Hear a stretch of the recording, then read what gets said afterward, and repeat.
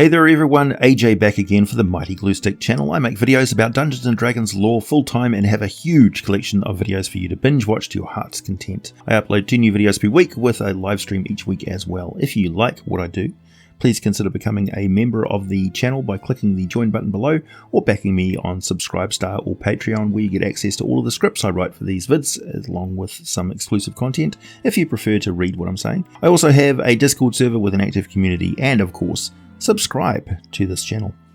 Welcome to the Halloween special episode for 2020. This year we're delving into some new territory, a creature that explores the concept of a new life form that has escaped from the place of its birth and is now faced with the difficult road of self-discovery and finding a purpose for its very existence, even in the face of insurmountable odds, as the very means towards these answers are also the road to its certain doom. Our discovery of this creature begins with one of the more secretive and abhorrent offshoots of the human race, with their origin dating back to the mighty Imaskari Empire, a group of Imaskari wizards who called themselves the Krynn, the Raoshun word for entitled, discovered ancient tablets detailing the elves' quest for reality beyond reality, in their effort to create a super portal that would connect them with multiple realms, many dimensions at the same time. Working from what little magical lore remained on those tablets, the Krynn created the Krynn, a much publicised attempt to bring new magic from the other reality back to Imaskar. The Krynn succeeded in crossing over into the far realm, but within minutes of their arrival, they had attracted the attention of a vast elder evil known as Zergoth. Zergoth's mere proximity to the unfortunate humans transformed the Krynn into the first Chaotis. Twisted beyond recognition, they only retained a shape of a humanoid, but their minds and bodies were mutated into something altogether alien to the prime-material plane, a place they could never again call home. Many centuries later, as they experimented with temporal manipulation of their own sensory organs, the Chaotis rediscovered traces of their previous existence, which led them back to discover the remains of the Krynn and the traces of the prime material existence that surrounded its dimensional twists and turns, like breadcrumbs left behind as it broke through and became lodged in the far realm's chaotic spaces. Each crumb was examined, coldly studied, and scrutinized by minds immeasurably different from our own. And they probed further and further until they traced the path all the way back to the most distant and forbidden border of the prime material plane, to one temporarily locked and spatially bound planet named Toril. Beyond that border lay the answers to their origins, but to cross over in their present form would mean certain death. Their first attempts made use of a protective psychic substance to form both useful tools and shield them from the inhospitable realm, but it was not enough. As they made repeated crossings, their fluid and adaptive forms ceased to work in harmony with their thoughts, and the twisted mutations of their flesh wrenched them with agony, disrupting their minds even further, to the point where they could no longer function in either place if they dared stay on the prime-material plane for too long. Another solution had to be found. The main faction of their kind decided the best solution was to go about transforming the prime-material plane into a state more stable for their form of life. But another faction continued their research into constructing living containment substances, convinced that their original research was still the correct one. After all, the prime-material plane was far too complex for their limited population to deal with, and it was inhabited by extremely powerful beings that worked to keep that reality in its current, largely stable state. In complex and incomprehensible enclaves that constructed new and unusual forms of biotechnology, blending magic, artifice, and living tissue, some of these were intended to be enhanced bodies that they could temporarily inhabit as they crossed over into the prime-material plane. Others were living tools, designed and grown in foul vats for specific tasks in their process of self-transformation and containment. One of these tools had great promise. Not only did it perform its task extremely well, but it was also far more robust than they expected. However, they noticed it also had another unexpected trait that grew to be quite a serious problem, and their Chaotis did consider exterminating these bio-tools at one stage, starting their experiment over again from scratch. Perhaps they did, perhaps they didn't. But by that stage it was too late anyway. The bio-tools, known to the Chaotis as Yau'Quib, which means remove and contain in their language, had already managed to escape to the prime-material plane, having developed a form of parasitic intelligence of their own. And now let's turn our attention to the world of Toril and its latest arrivals. Also, since this is the Halloween special, I'm going to give you an excellent companion creature to introduce to your game that you've not seen before. This one is not my creation, it's one of the latest monsters from Kobold Press's second tome of beasts. This creature is called a Fabricator, but before that, the Yau'Quib. I'm going to leave this very open-ended for you as a Dungeon Master because this is the fun part as a storyteller in regard to these horrors. They're completely new. There's no world lore for them. There's no clear-cut path that they will take every time they are inserted into a world setting, and here is why. Let me go over the Yaoquip and show you its features. When they first appear in the prime material plane, the Yaoquib are clearly not of the natural world. They are a weird combination of what appears to be the skeletal structure of humanoid limbs, at least 3 pairs of them, with the pelvic bones or scapula cradling a mass of mostly clear, bluish and glassy jellyfish-like ooze. The creature seems to have no sensory organs, or at least nothing conforming to creatures of the natural world, though it's hard to be sure as the flesh of the creature tends to flop and jiggle with every movement. It has a tendency to move around under some sort of surface skin, which is moist to the point of being slimy, but has some resistance to it, like dried skin on top of a bucket of paint. The whole mass of flesh has a very unpleasant smell that's disturbingly familiar to humanoids. It doesn't smell like an animal, it smells like a person who's never been clean in their life. The limbs of the creature, for surely this is some sort of a living creature, can be in the form of somewhat humanoid hands or feet, about the same size as that of a human, but each is a little different. Perhaps hands have too many fingers or toes, but the toes are longer and more like fingers, without having the benefit of any opposable thumb or having one thumb too many. The flesh on these limbs is also mostly transparent, like some underground creatures that never see the light of day, or so clear that the limbs seem to be nothing more than bones. The movement of the Yaoquip is rapid. They tend to dart back and forth, or make a crab-like scuttle to one side or the other. They move from point to point, stopping abruptly, then darting somewhere else. When they set about some task, they focus on it and perform it as quickly as they can, which includes their focused and furious attacks on other creatures.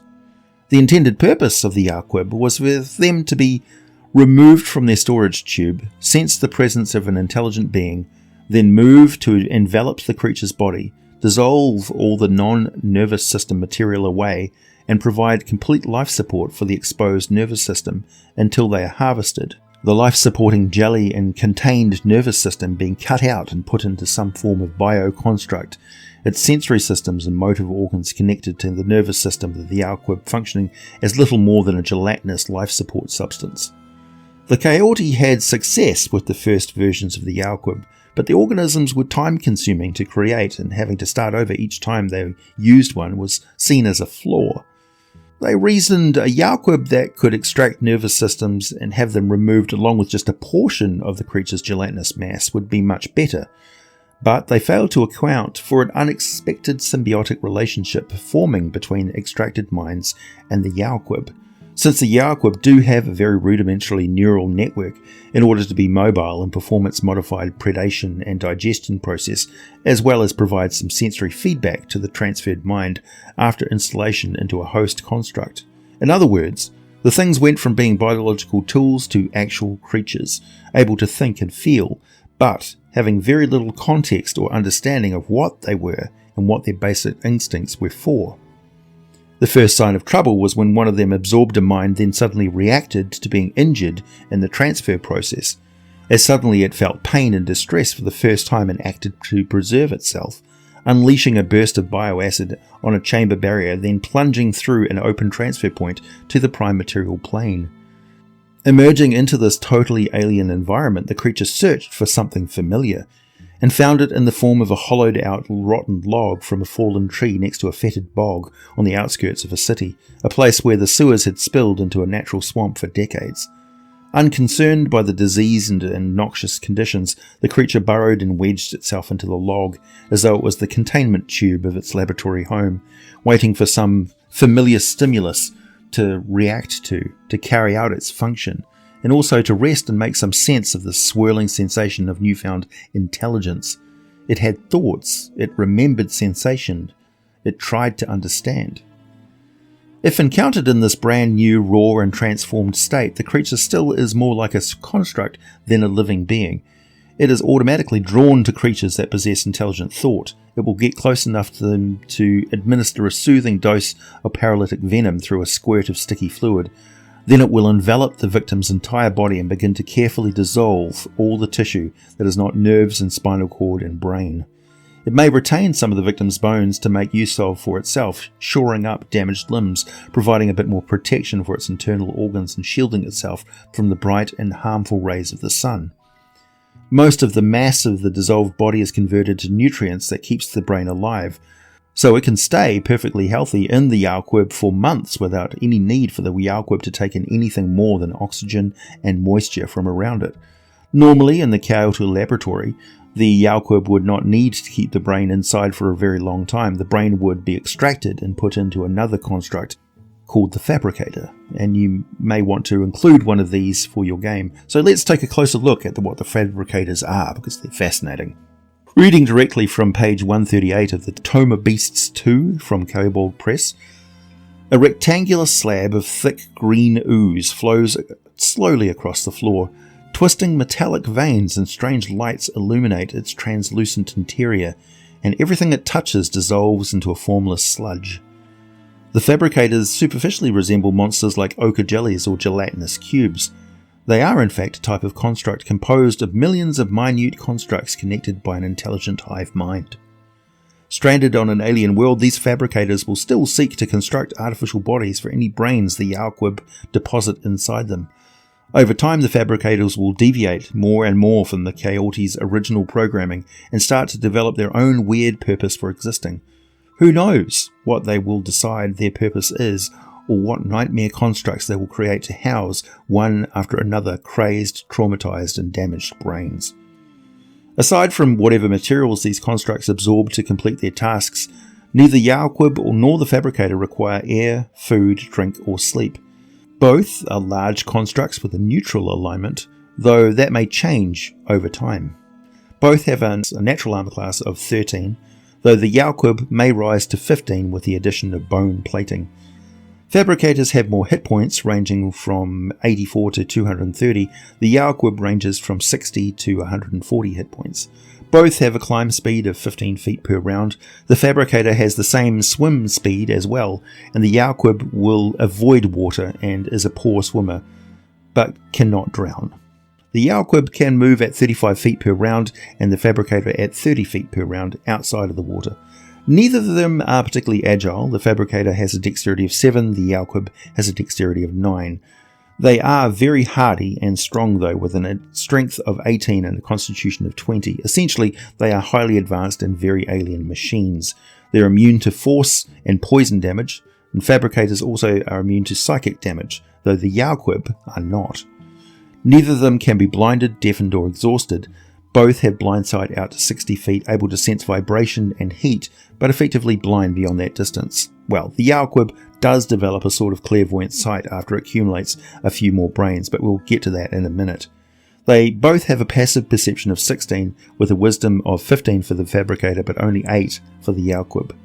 The Fabricator does have a high intelligence of 15, but this is programming. It doesn't adapt well to random occurrences and doesn't understand things that are not what they appear to be. Whereas the Yaoquib has an intelligence of 9, but may seem to be more organic and adaptable than the Fabricator. Plus, as it gains brains, it becomes smarter, gaining a point of intelligence for each brain it absorbs, along with additional psychic powers in some cases. The Fabricators are programmed to understand the Kaorti language, which is a weird form of the ancient Imiskari Ruashum language, but they also speak Draconic and Deep Speech, plus they can understand Common, but they're not programmed to speak it. In fact, they can't speak at all, and they do not possess telepathy. They can communicate through the Yaoquib by touch, and the Yaoquib can use their telepathy to relay the language of the Fabricators to others. Fabricators are essentially non-violent, but they can defend themselves using 2 slam attacks each round.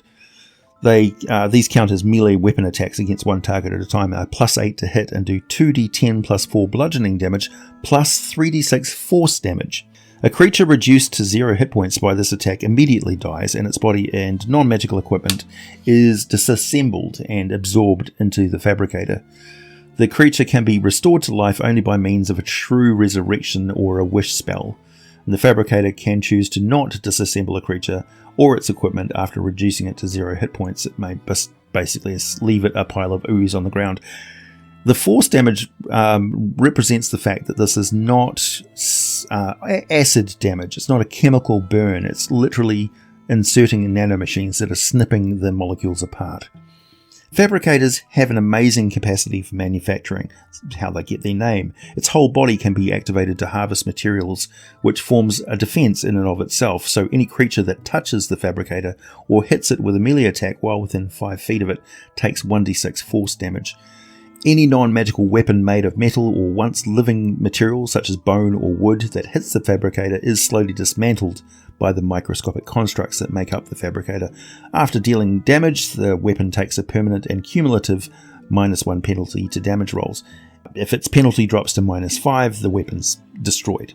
Non-magical ammunition or of metal or once living material that hits the Fabricator is destroyed after dealing damage. It's just basically absorbed. Creating objects, equipment, even complex construct bodies for harvested brains is all quite possible. With at least 10 minutes work, a Fabricator can refine raw materials and create entirely new objects by combining material it has absorbed. For example, it can create a rope from absorbed hemp, clothing, flax or wool, and a longsword from absorbed metal. A Fabricator can create intricate objects like thieves' tools and objects with moving parts with at least 1 hour of work and twice the requisite raw materials. It can't create magic items or wondrous items. The quality of objects it creates is commensurate with the quality of the raw materials. So unleash one of these things next to a pile of diamonds, platinum, adamantine, and humanoid brain tissue at your peril.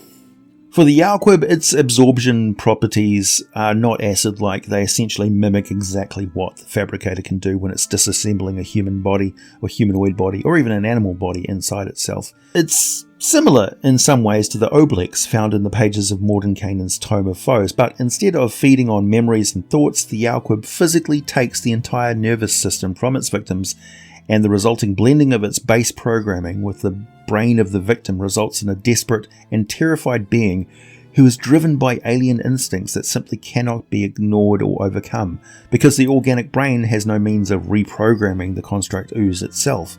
The more brains the Yaoquip steals, the larger it becomes, taking on more mass and nutrients to support the brain tissue, until it must remove one or more of these minds it has absorbed or else go insane.